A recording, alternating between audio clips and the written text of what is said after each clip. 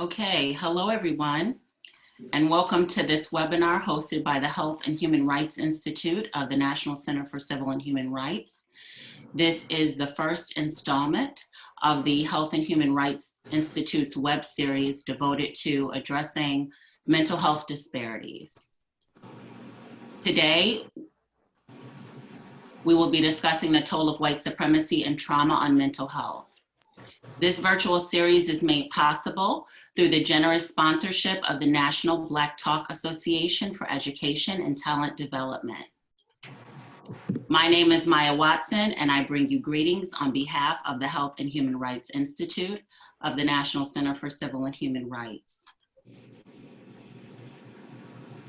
Today, we will be discussing the detrimental impact that white supremacy and racism has had on the mental health of people of color, disadvantaged ethnic groups, and marginalized communities in the United States. To aid us in this discussion, I will introduce you to our three panelists. First, we have Dr. Makunga Akunyili. He is a licensed marriage and family therapist in practice in Atlanta, Georgia, and an associate professor in Africana Studies at Georgia State University. He is a clinical fellow and an approved supervisor of the American Association of Marriage and Family Therapy. In his practice, he has served as the clinical director for an assertive community treatment program to provide wraparound mental health support and care for poor, working class, and homeless mental health patients in the Metro Atlanta community. Welcome, Dr. Akunyili. Thank you. Next, we have Vanessa Jackson. She is a licensed clinical social worker, soul doula, and owner of Healing Circles, Inc., a healing practice based in Atlanta, Georgia. Ms. Jackson earned a master's degree from Washington University George Warren Brown School of Social Work. She is a nationally recognized speaker on mental health issues with a focus on culturally conscious therapy and therapy with marginalized populations. Ms. Jackson's passion is supporting activists in creating healthy and balanced lives. She offers an activist assistance program to provide politically conscious and clinically sound counseling and healing workshops to Atlanta area social justice organizations. She is a member of the Radical Optimist Collective and brings a trauma-informed lens to creating healing dialogues to support racial justice. Welcome, Vanessa Jackson. Thank you. And finally, we have Dr. Theo Pia Jackson, who is the president of the Association of Black Psychologists and past president for the Bay Area chapter. She received her master's degree in clinical psychology from Howard University in Washington, D.C., and a doctorate from the Wright Institute in Berkeley, California. She has held several leadership roles in higher education and is currently the co-chair for the Department of Humanistic and Clinical Psychology and chair of the Clinical Psychology degree program at Saybrook University in Pasadena, California. Welcome, Theo Pia Jackson. Thank you. So I would like to welcome each of you today, and we hope that you are doing well at this time. Before we begin, we would like to clarify that the thoughts and ideas expressed today are those of each individual. They do not reflect the views of the National Center for Civil and Human Rights, nor any of its agents, employees, or components. We invite our attendees to ask questions through the Q&A link option on Zoom, and then we will pose those questions to our panelists during our question and answer period at the end of this event. So now we will begin this discussion on the toll of white supremacy and trauma on mental health. Dr. Akunyili, let's start with you. Okay. Will you please provide a basic understanding of white supremacy and racism in general so that we can understand how it can impact one's mental health? Okay.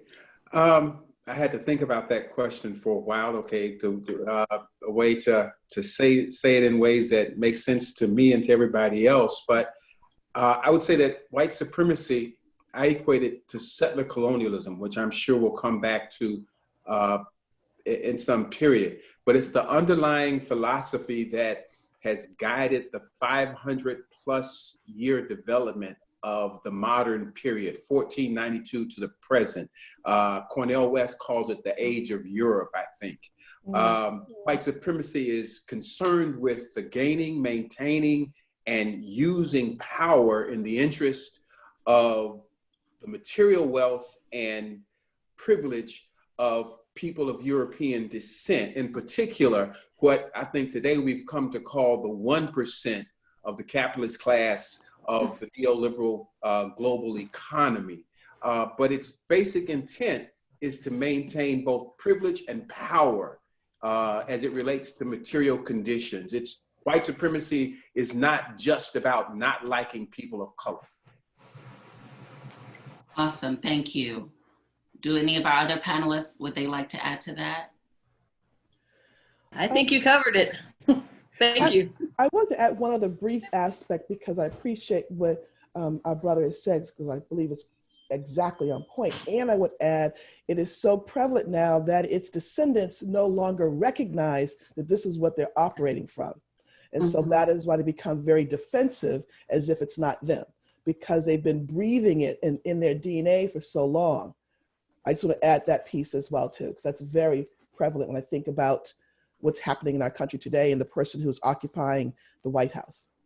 Excellent. I appreciate that. It's also, I think, the idea of not recognizing, we would say that it's systemic, just like patriarchy is a system. So yes. Most men don't realize they're being sexist. For my students, that's always an easy thing to get people to latch on to. And so when we talk about white supremacy, it's not necessarily pointing a finger at a person for their personal thing, but we live in a system. We live in a white supremacist system that has benefits for somebody. Right. So, yes. Yes. Thank you for that general description of white supremacy so that we can all have the same frame of reference from which to work. Dr. Theo Pia Jackson, let's move to you. We generally acknowledge the detrimental impact that discrimination and racism has on physical health and on the equitable access to resources such as education, housing, and healthcare. I believe we less frequently discuss the adverse impact that racism and discrimination has on mental health.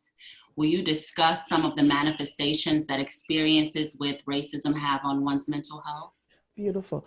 First and foremost, I want to put this in a relational context. What we just talked about in terms of the essence of white supremacy, both in its intentionality and its systemic essence, the mirror of that is how it has been brought into the DNA, if you will, of people of color, where we too no longer recognize or appreciate the realities of what we're sitting in. As a matter of fact, sometimes we internalize that, which can lead to issues of depression, poor self-worth, addictions and other things. So for example, when we are being disenfranchised in work, somehow we internalize that something's wrong with me when it's really part of the systemic issue of white supremacy. And also we internalize in such a way that we are disenfranchising each other. You know, a perfect example for me is listening to our beloved Black leaders refer to our community as being ignorant when they're not responding to the pandemic the way in which everyone would expect them to be. I don't see that as ignorance. I see it as, again, the internalized racism where our communities are so distrusting of leadership, and they have a right to be so, that they're operating from that fear place and not realizing it. So I'm just going to close it. I see that that's happening. I also see the ideas that much of what we do are normal reactions to abnormal situations. If any human being were to survive in the context in which we have over the last 500 plus years, they too would, quote, look like they're on the bottom of everyone's on everyone's good list and the top of everyone's bad list. Until you put that in context, what is happening to our people that can manifest itself in, quote, mental illness, then you can begin to unpack this and really be able to support the healing and the forward movement. Thank you for that, Dr. Jackson. I know I also have heard rumblings of people telling the Black community and specifically, oh, well, you're overweight and you have these underlying health issues and that's why you're catching the brunt of the effects of the pandemic. But a lot of that is tied to our mental health and how we deal with living in this society. So thank you for that. Well, a good example, just before we transition to, is I love this phrase. We did a report in California looking at the mental health disparity for many communities of color, and each one authored their own.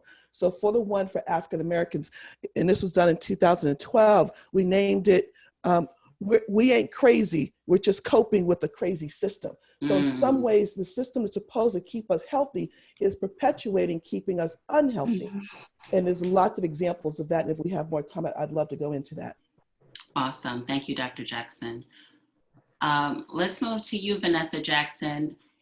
In treating some of the disparities that exist, that arise from mental health issues in people of color, such as anxiety, depression, frustration, so on and so forth, do you know any disparities that exist in this treatment?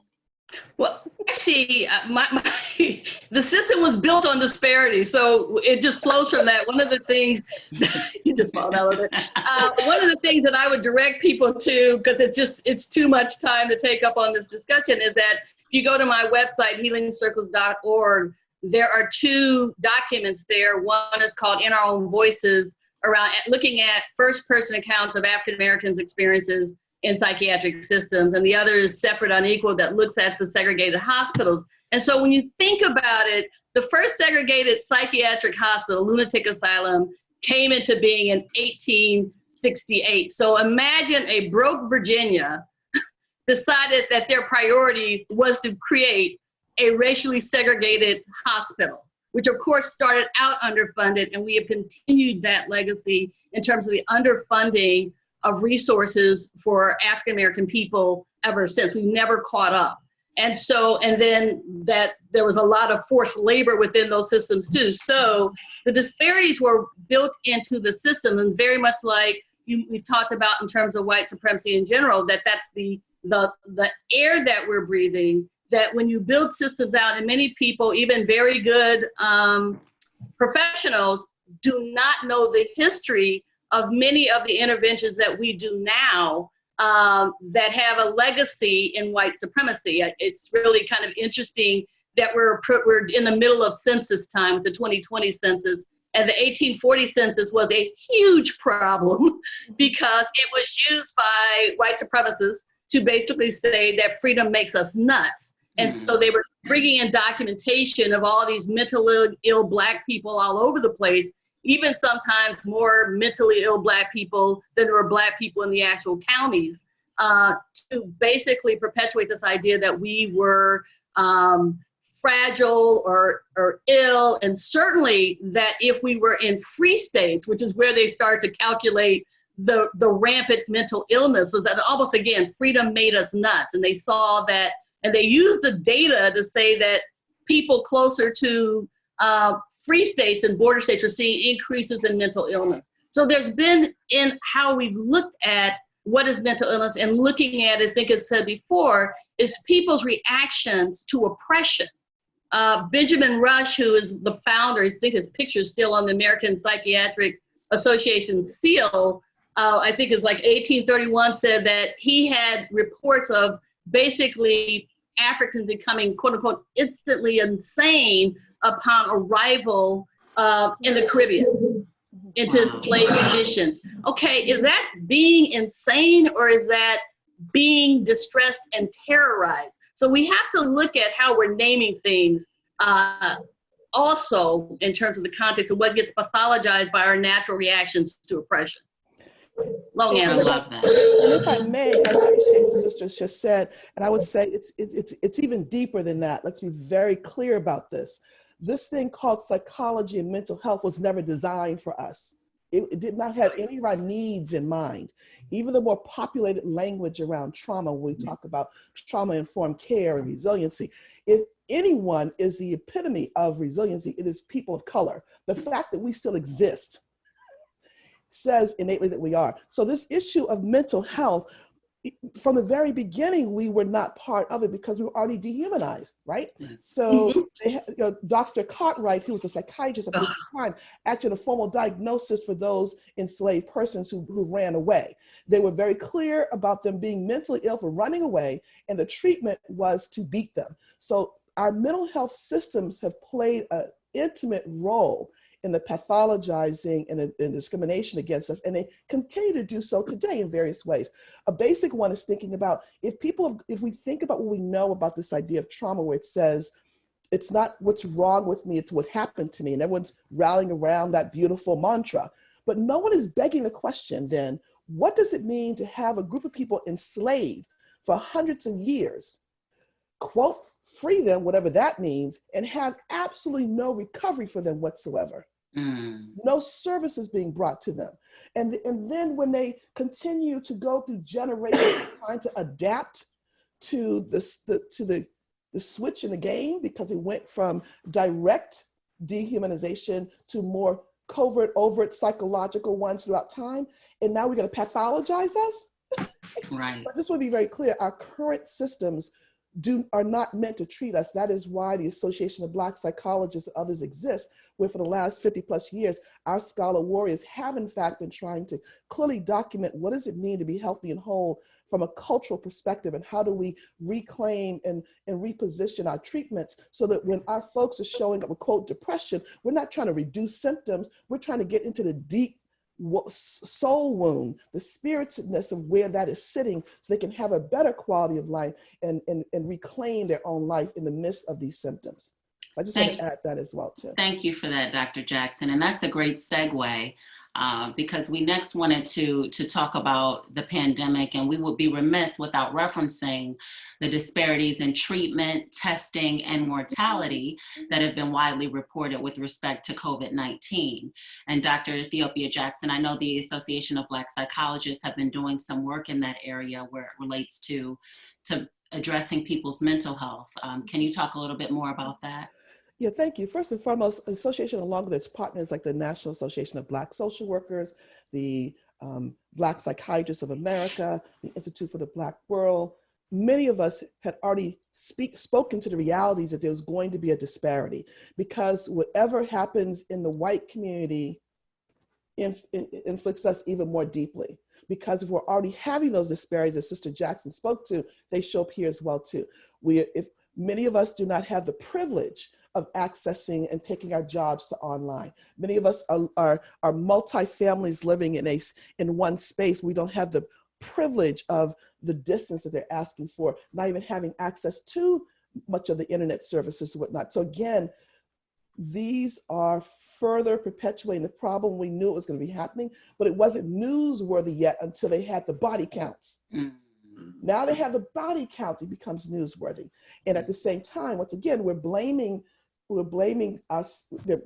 ourselves for not following through. So of course, this is going to reawaken all kinds of trauma history and triggering for us. When I think about our families who are grieving and challenge with how do they celebrate the loss of a loved one in the midst of this pandemic when they don't have access to the body, I want to gently remind us that we've been in this place many times before, because we've been dealing with seen and unseen pandemics for years. So how do we pay attention to the realization of the pandemic, but then also tap into our spiritedness, our essence, to be able to say, how do I celebrate my loved one in this context? How do I acknowledge what I'm really feeling, that is not paranoia, it's healthy suspicion, right? Yes. There's a reason for it. How do we earnestly listen to one another, what I call a kitchen table conversations or courageous healing conversations? Let me hear your story and not pathologize you or say you're being overly anxious or OCD, whatever those labels and terms are, which are not ours. They're designed by someone else to impose upon us so they can be exempt from their responsibilities for what they're doing to us. So I'll just close by saying, again, I think it's important for us to remember these things. To one of our founders, co-founders, Dr. Wade Noble, has talked about the idea of Zola up on one another, with a love up on one another. Yes. If we don't do it now, shame on us afterwards, because if there was any other time, it's now. We are both living history while we need to document history. So let the history books say that in the midst of this pandemic, all persons of African ancestry loved up on one another, locked arms, reminded ourselves of our goodness, tapped into our spiritedness, connected more so as a way of pushing back on this thing they call mental illness, which is really impacting our spirit. And we are spirited people having a human body experience. So let's remember that as we go through this. And I hope that is helpful for our listeners. Beautiful. Thank you. Vanessa Jackson. The thing that I'd also say is that, the word, it's the current situation is triggering old traumas, but it's also creating a new trauma. So trigger almost is too small of a word for me, because when I'm sitting there watching the news, and I'm seeing that there aren't tests in my area, and I know that there are vulnerable people, and $1,200 is supposed to last people for 3 months, and all kinds of things. Those are new assaults on people. And the appropriate reaction to that should be fear, anxiety, and outrage. And so then we create this very situation and then sort of toss it off like how you're going to fix it. And so I think being able to first name the situation, like let's really actively name what's going on. And I think that's why we are the kind of therapists that we are, is being able to say, you are reacting to something that is a very real threat. They're not making that up. Correct. And so, as you said, what are the strategies? I always tell people, no one's coming to save us. I don't see that as a cry of helplessness, though. That is not, we've been here before with fewer resources, unfortunately. It's an outrage that we're here again, but what are the resources that we've always had to pull on, including each other? And when it gets hard to pull each other, and so what we're gonna have to do is some massive and quick trust growth to be able to trust. So if someone says, what's the most healing thing you can do right now, is practice trust. And be trustworthy when someone comes to you, because we're really going to need a community response to this. This is not like individual action. Some individuals will be more vulnerable and therefore need support, more support from our communities, but it's a community kind of healing perspective is what I'm thinking about. Right. And to your point, we have to be able to name what's happening to us and not interpret that as some weakness, because in the naming of it allows us not to be paralyzed by it. And again, what's really happening us too is what Wade Nobles would say is psychic terrorism, right?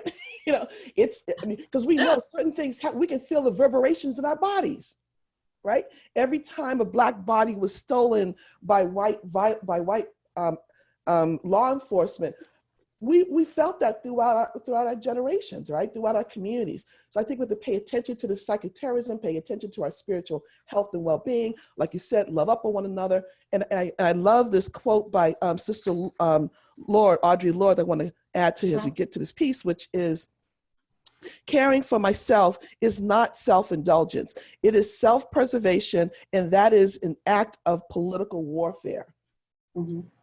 So to push back on the myth of the strong Black woman, push back on men are so strong. That's the mental game that's being played with us, so that we are holding all this in, or we're pushing it out and being reactive as opposed to proactive and intentional. But thank you for sharing that, Sister Jackson. I appreciate that. Yes, absolutely. And what that discussion brings to mind when you talk about the reverberations that are felt when we hear about certain things in our community. Dr. Akunyili, I want to move to you. Can you address how people of color can best process secondary trauma, I'd like to call it, where, after hearing about the lack of COVID-19 tests that are happening in our communities across this country, or the disparity in the mortality rate, or after hearing of police-involved shootings of unarmed Black men, or groups of men, women, and children being held in custodial circumstances at the US border. There are reports of increased levels of anxiety, anger, and frustration that Dr. Jackson and Vanessa Jackson just discussed. How can people of color who feel those reverberations after hearing it, even though they may not be directly involved in those situations, how can they best process that secondary level of trauma?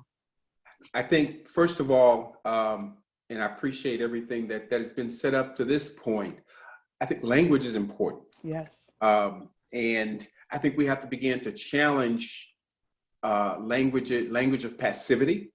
Which basically leads us to thinking that what happens is our fault. So for instance, I think an important piece of language to challenge, for instance, is the whole idea of disparities, right?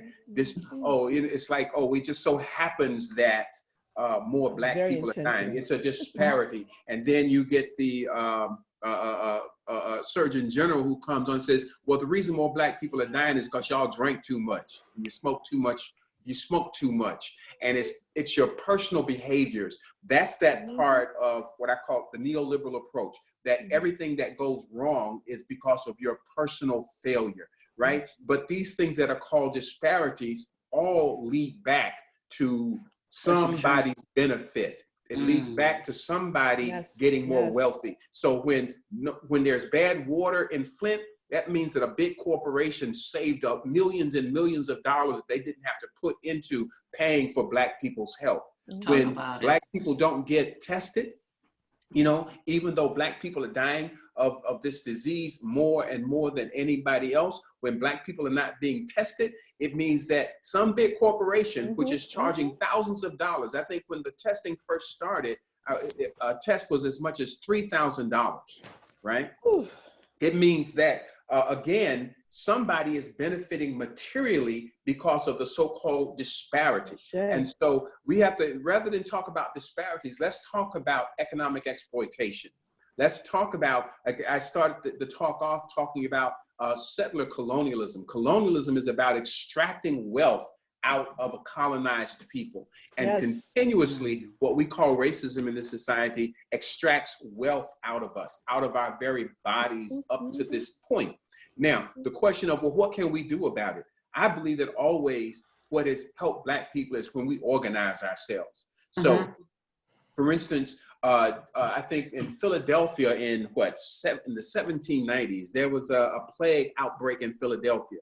And it was through the organizing of the African Methodist Episcopal Church that black people, first of all, took care of themselves and in the end took care of white people. But of course, white people then blamed black people for stealing stuff as they were going into their places. And black community leaders had to write whole tracts calling BS on that, right? But it was through the organizing. We get a lot of films and movies about the apocalypse, right? This is kind of the apocalypse. This is a zombie apocalypse. And usually, from a very Eurocentric perspective, it's the doom and gloom. The idea is that when the apocalypse comes, the worst comes out in people. But I believe that what this apocalypse has shown is the best coming out in people, right? If the government ain't gonna save you, people have learned to rely on themselves. There's a lady around the corner from me that's making masks and just leaving them out on a table for people to come pick up. I just went to try to mail a letter and the post office was closed down, so there were no stamps. A lady saw me walking away and says, "Oh, brother, do you need a stamp? Here." I said, "What do I owe you?" "Oh, you don't owe me anything." Right here, we all got to help each other. That's at our best when people begin to come together and organize and begin to focus on supporting each other as a community. That's what begins to happen. And I think from there, our work as therapists, our work as mental health workers is to begin to challenge the passive language that allows us to live in our oppression and not know we're being oppressed. And to, as I think Vanessa said it earlier, to basically say, look, no, you're not crazy. This is really happening. This is really happening. You're in a crazy situation. When you look on television and you see our people being shot, when you look on television and seeing our people being the ones who die, yes, we have to validate each other's experience and say, yeah, this is happening. And yes, it is actually happening to us. But we have to get rid of that language that allows us to believe that it's happening to us because of some problem within us. It's a system. And as we begin to name that system collectively, but not just to have a pity party about naming that system, but also have a solution. Have a solution for our people. And I believe that our people have those solutions. It becomes a part of us then to begin connecting those solutions together, to organize those solutions, right? To help our people connect to each other so that we can heal ourselves. I hope that makes sense. Absolutely. Beautiful sense, beautiful sense. I just want to add too around this issue of language, which is so important, is not only interrogating the language in which we're using and the role it's playing if it's causing more harm than good, but it's also to listen to what's being said. Like I find it very interesting that the popular language right now is the liberation of states. or this idea all of a sudden someone just wants to say in the spirit of in a spirit of our ancestors, this is what they're trying to do, is liberate. That's co-opting. So be very careful how much gets co-opted, and then we step into it. Even this idea of representing or referring to ourselves as minorities. Mm-hmm. I'm curious about that term, okay?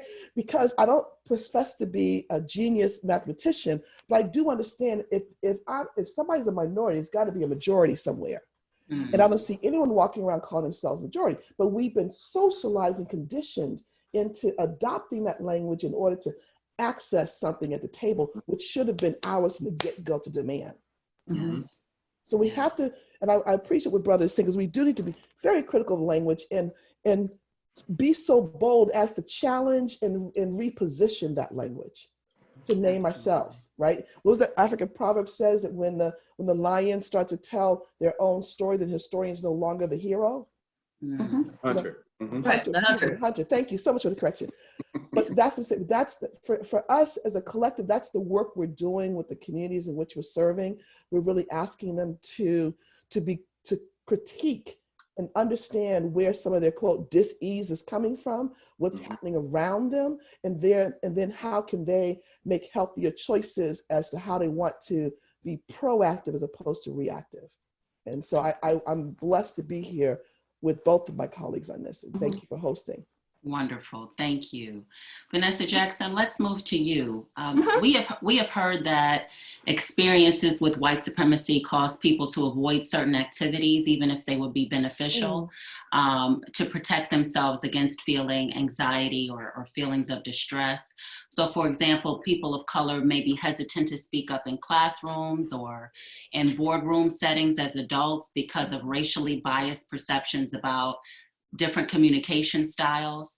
How can we get beyond levels of avoidance and authentically engage with our environments? I think it's a survival strategy. So one is, I think we also, again, so back to the language about not pathologizing us for sort of, sometimes we're quiet to keep from raging. I know I have been at times when I've been sitting there saying stuff and getting passed over countless times. And so there is the part, and I think that's where we talk about the community response. You have to have people that validate that. Otherwise, you feel like something's wrong with you. Why is this happening to me? I'm not articulate enough. And don't even get me started on that articulate is that, and so you get so frustrated over time, and that you do then need places where you can go to. And I certainly have been at conferences. I was at a mental health conference at the Carter Center years ago, and the 9 Black people that were in the room were all outside at one time because we were trying not to hurt folks up in there. And then people came out to get us because all the Black people were gone. And sometimes it's like, we're going to be gone until you start making sense. And so I think that sometimes it's really about making sure that you have a support network that keeps you grounded, that reminds you that what you're seeing is oppression in action. Yes, it's exhausting. You are not going to be able to catch every single one of those things because you want to spend some time on joy. And so I think sometimes it's about being able to come into a community. I think that's, again, a community reaction, like what keeps, allows, Makunga and I have been part of a group that's been tweaking some healing questions that were offered to us from a Native American friend of mine. And the healing questions, and the one that Makunga helped me really think about more deeply, was how, in spite of what has happened to you, have you been able to thrive? Yes. And I think that spark question becomes very, very central. And as you said, I think in terms of like Black folks and testimony, is that to think about in the face of all the things that we struggle with every single day. Can you imagine how different your life would be if you did not have to wonder if that reaction is racist? If you didn't have to come in and deal with, saying something and someone just straight up stealing your ideas and acting as if it did not come out of your mouth 30 seconds ago, and so seriously, how would your life be different? Like, how much other energy, what could we be creating if we weren't having to go to unhappy hour after every work day to sort of get grounded again from having been bombarded with racism, sexism, homophobia, all those kind of things. And so it's really helping people to understand that when you have a hard time with those things, get some support. Don't internalize that as you're failing either. It's not that you just you were too shy. It's that you were oftentimes just so beaten down. Right. And so disgusted, quite frankly, half the time. What I hear more behind that than anything is not fear, but rage. Yes. That if I show up here and that happens one more time, I just really don't know what's going to happen up in this joint. And so being able to, and then people want to get their ideas across. They don't want to be screaming. And yet sometimes you get put in those situations. So being able to have someone like a strategy. I mean, I know I have a core group of folks that help me talk me down, help me refine my thought, are there for me before I walk in the door, and going to be there when I come out the door to say, how did it go? And I think sometimes it requires that level of support. But I also think about is what could we do with that energy if we did not have to direct it toward dealing with white supremacy 24/7? You're absolutely right. And I would add too, Sister Jackson, is that particularly now during this time of the pandemic, we need to do a better job of learning more about ourselves anyway. You know, there's a whole discipline of Black psychology with several different thoughts about who we are and how we are. It's an international one. The more we can tap into and interrogate that literature, it may give words for our hearts and for our rage so that we can have the language to respond when it comes at us. So I do want to partner what you're saying in terms of having that support. I do think we should be engaging in this literature, in this discourse, and figure out what fits for us, what resonates with. I want to give honor to one of our elders who's transitioned, which is Baba Joseph White, the very first, who was a beautiful psychologist. But the first publication he did, he strategically put it in the Essence magazine. He said his scholarship must be for his people. How we can have critical conversations with our people so we are arming them when they are going in to seek services or dealing with any of these racial stress situations, that they will have the language to use, that they are not losing their mind, and they've got people behind them knowing who they are and whose they are. Beautiful. I love this discussion. I thank you so much. And we do want to remind our audience that if you do have questions, please post them in the Q&A box. That is a link on Zoom at the bottom of the screen. Dr. Akunyili, let's move to you. We know that historically people of African descent weren't in control of their lives or any part of their lives when they were brought to this country over 400 years ago. And some would argue that this lack of control over certain aspects of their environment and safety still exists as a result of institutional racism. Can an individual's perception of control over his or her life impact their mental health? And I'm guessing that you'll say yes. And if so, how can they deal with this perceived lack of control? Absolutely. You're right. I will say yes to that question.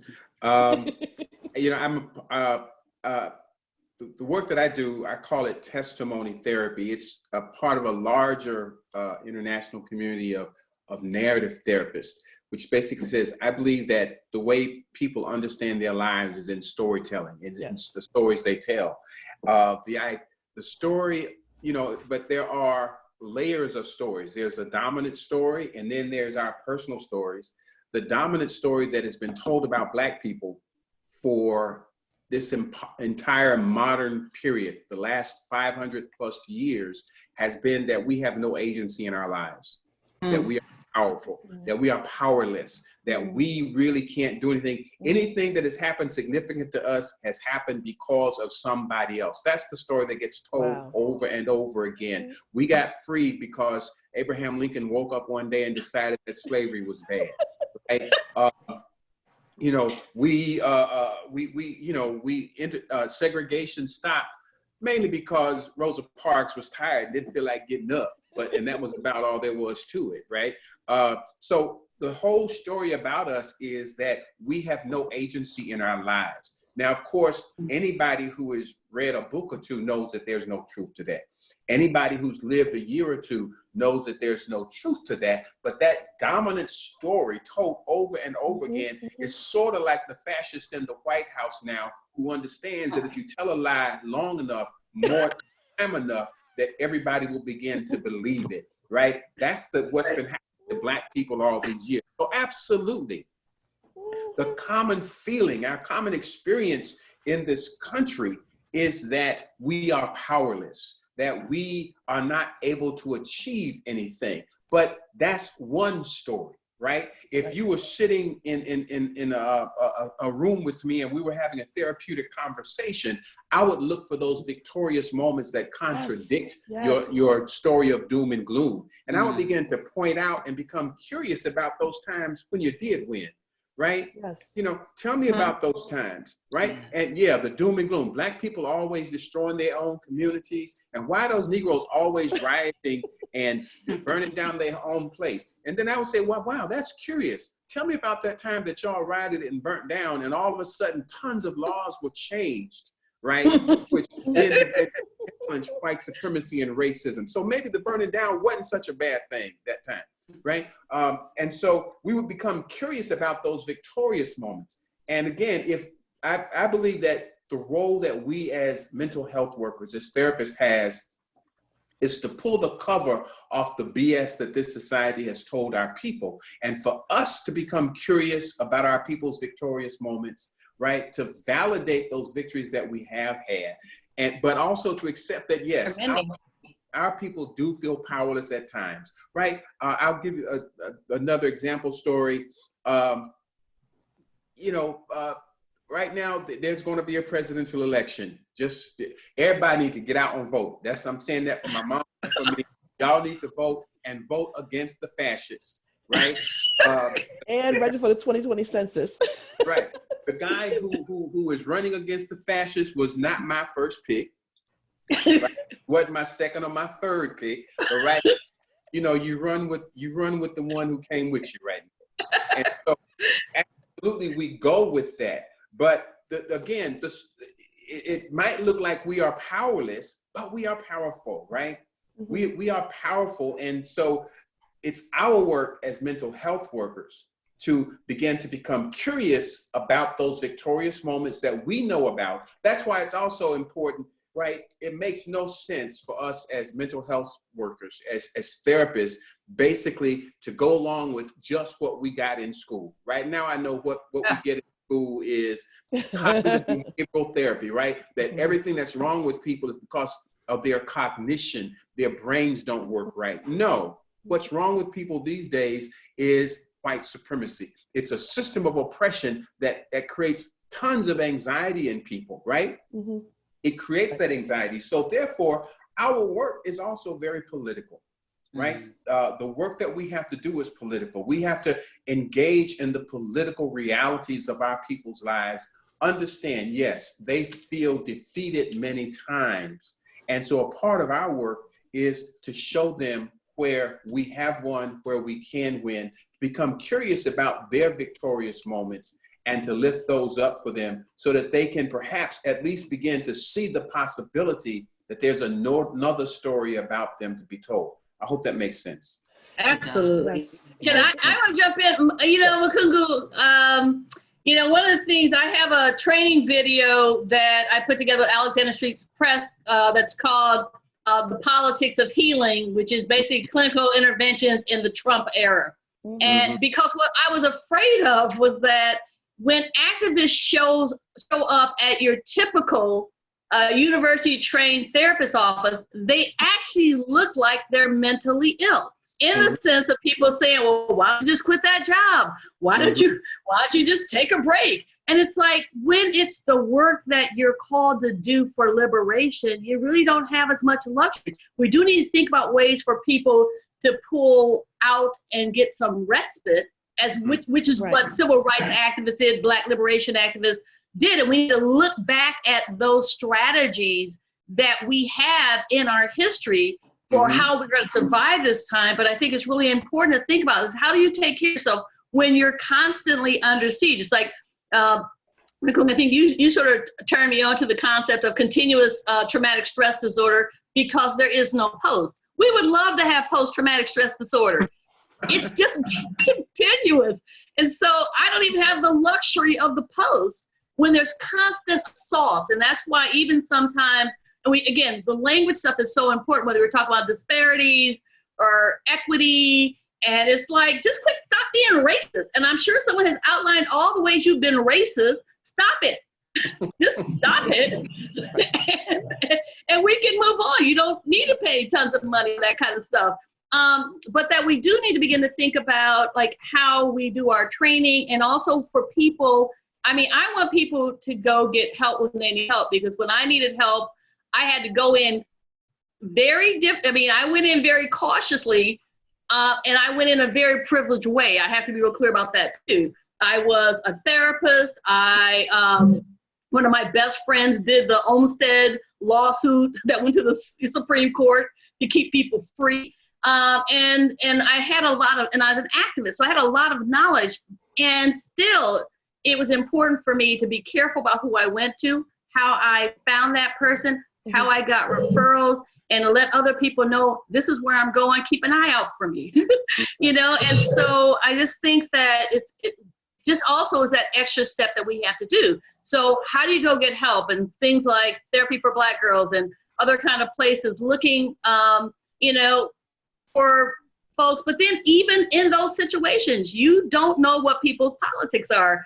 Mm-hmm. And so it's really important to begin to think about, like, what are the things, and ask, even when you're in pain, you can ask people, what are your values on this point? And you should, as you would with a physician, you need to ask questions. Is this going to be a safe place for me?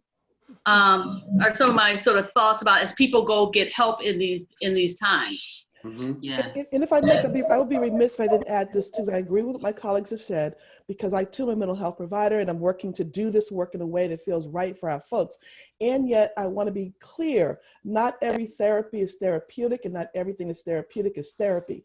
We have a number of grassroots community healers who are, and actually our healing sometimes is simply being in community with one another, hearing each other's stories, validating those realities as well too. I also want to remind us and urge us to link back up this thing called mental health practice with our faith leaders, because we too have fallen, quote, victim to this idea that faith-based practices and religion is separate from this thing of mental health services. We are we're spirited people. We need to be having those shared conversations and learning from each other. And last, I'd be remiss if I didn't talk about this program, which is the Association of Black Psychologists has partnered with the Community Healing Network and designed what we call the Emotional Emancipation Circles. And this is a curriculum, for lack of a better word, that is designed to train community members so they can take this over and do their own healing. And we've been doing these around the globe. And what they're predicated on is this idea that the myth of Black inferiority, the myth of white supremacy has impacted every one of us across the globe. It just manifests itself differently based on our context. And Sister Jackson, you gave a perfect example in terms of where we are in privilege in class. However, it's still impacting us all. So these emotional emancipation circles are turned over to our communities to do their own self-healing and to activate themselves. So if we continue to do that, along with those of us in the mental health field pushing the envelope and challenging some of these beliefs and practices and trainings that really cause more dis-ease in us than health, then I think we will be in a better position to really help the collective healing of our community.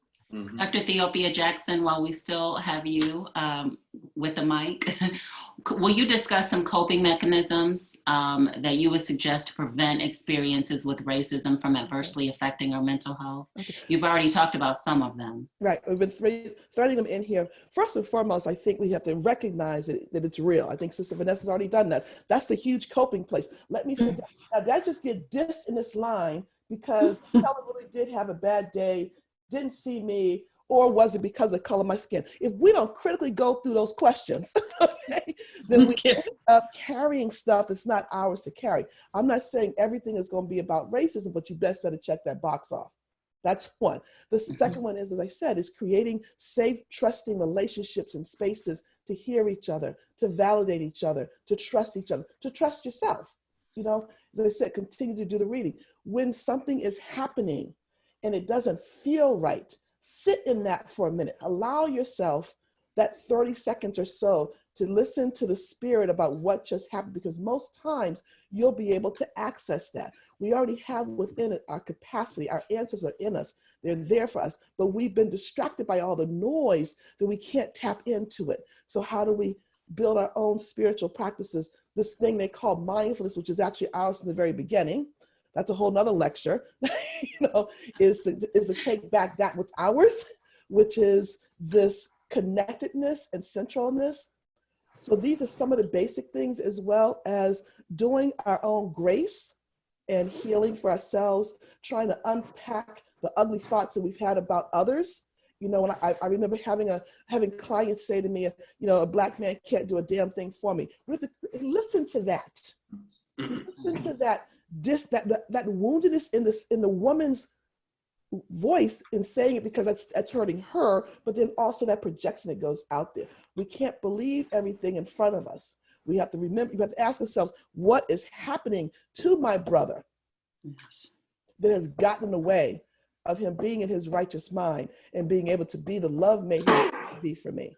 And then how do I learn? Well, I can't save him, but I need to recognize it in that way. So as you said, we've threaded a number of different things in here collectively about how to deal with it. But I'll close by saying we do need to remember that we are a rhythmic, generative, vibrant people. Everything we touch changes. There's nothing we don't go in that all of a sudden the game is changed. So why not pull that in and embrace it for ourselves? If it's while we're during this pandemic, it's a matter of turning on your favorite music and getting up and getting lost in it, lost in the gospel, lost in the hip hop, whatever it is. If it's bringing in new plants and growing something new, the storytelling across generations again, how do we reclaim who we are? And if we do that, we will be inoculating ourselves and creating another protective factor to push back on the adverse impacts when we're exposed to racist ideology. Beautiful. We want to thank our panel so much. Dr. Makunga Akunyili, Dr. Theo Pia Jackson, Vanessa Jackson, your comments and your participation today have been priceless and a long overdue subject matter that we have dealt with. So I want to thank you for your participation and your selflessness today. We want to open up this discussion for questions and answers. We've already received some questions through our Q&A link and on the chat board. So we'll pose that to the panel right now. Before we do, we also want to make it clear that this session is being recorded, and a recording will be made available to you at a later date. Please check civilandhumanrights.org and also 2020healthsummit.org. You can find more information there about our panelists and the upcoming summit discussions that are scheduled, and also about the recording. So our first question asks for more information about the trust response that was mentioned. I think Dr. Theo Pia Jackson, you mentioned that. And Angie Cruz said, when you mentioned trust response, would you be referring to the trust, to trust the health system or anything that is describing the pandemic? How can we help motivate that in our communities when these systems have historically treated people of color so poorly? Sorry about that visceral response. I'm definitely not saying trust the health system at all, because as I said, it plays a role. I would say first you have to trust your own instinct, your own voice, your own naturalness. You can sit with someone and be in their space, and if you listen with all of your spirit, you'll feel if this is the right space to be in, right? I think we have forgotten how to do that. There's a term, sawubona, which basically means being able to deeply see one another. So even if we're mental health, quote, professionals, we are still part of this family. We too have been, quote, exposed to the trauma of systemic oppression and racism. So our ability to genuinely see one another and be in the space is healing both for myself as the provider, as well as for my client. If you don't have that genuine connection, you need to get up. And network within your own communities and across the board to see who are providers who really see themselves as cultural healers and cultural ambassadors to go on this journey with you. And I would also say too, is trust your gut and trust each other. And I was also speaking to the idea of trust, that when someone is telling their story, do not try to judge it or talk them into their righteous mind, but instead trust that their spirit needs to dispel this in order to access their righteous mind. All right, thank you. Our next question is from Cindy Escato. She asked, what are some resources to find the language to address instances of dealing with white supremacy? So we talked about using and finding the right language. What are some resources to help people find that right language? So I'm gonna just give you a couple of authors to look up, because this is all out there for you. Many of them, their writings are in something called the Journal of Black Psychology. They're also writing in popular context as well too, but Linda James Myers, Myers, Nancy Boyd Franklin, Joseph White, Fred Phillips, Kevin Washington, Kobe Kamban, Wade Noble, Makunga Akunyili. yes, Saeed Akbar. Yeah, I Googling it, and Makunga, your social democracy piece in the Narrative Therapy Journal, would that be addressing some of this? Yes. The language? Yeah, decolonizing our lives. Right. Journal of Narrative Therapy. Right.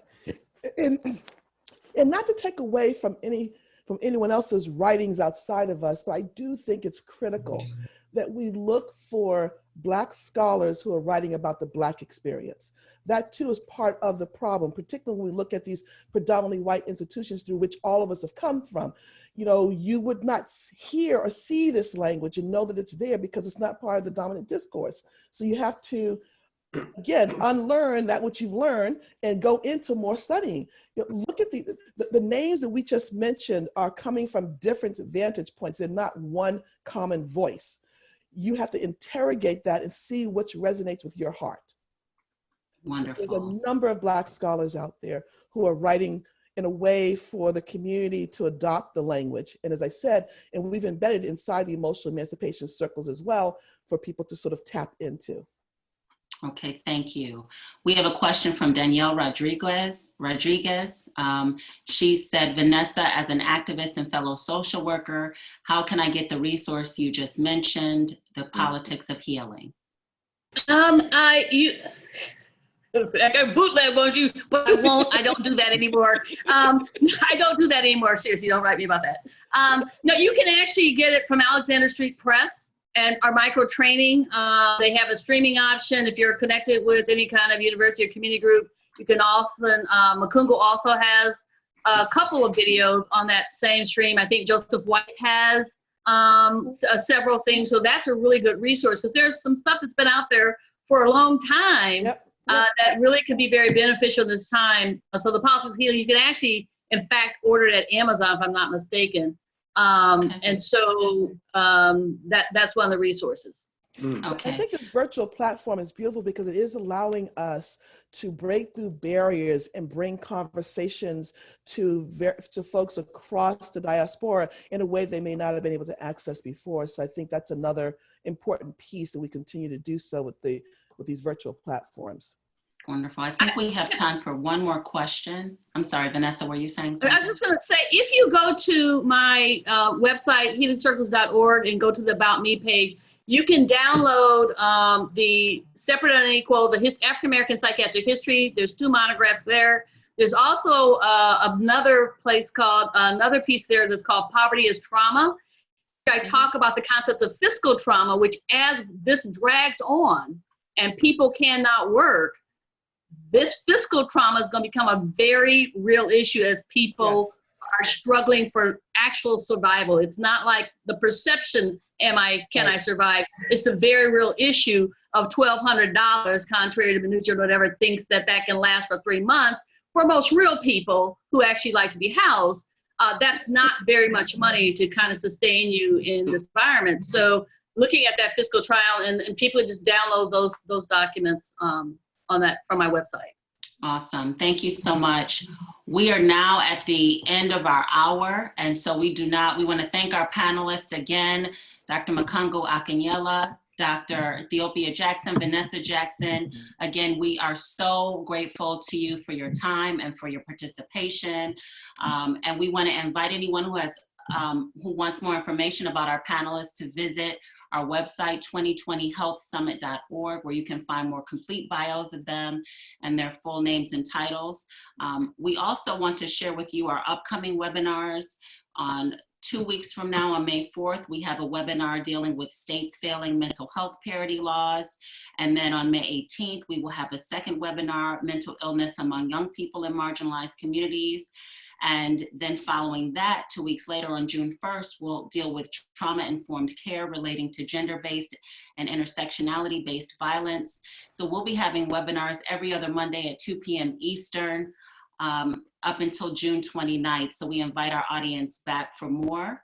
There's also a Spark Lit Club virtual story time, April 23rd at 10:30 a.m. Please visit us there. And we just want to thank you for joining us. Thank you all. Have a wonderful day. Please stay safe and healthy. Thank you. Be blessed, family. Thank you. Thank you. Be blessed.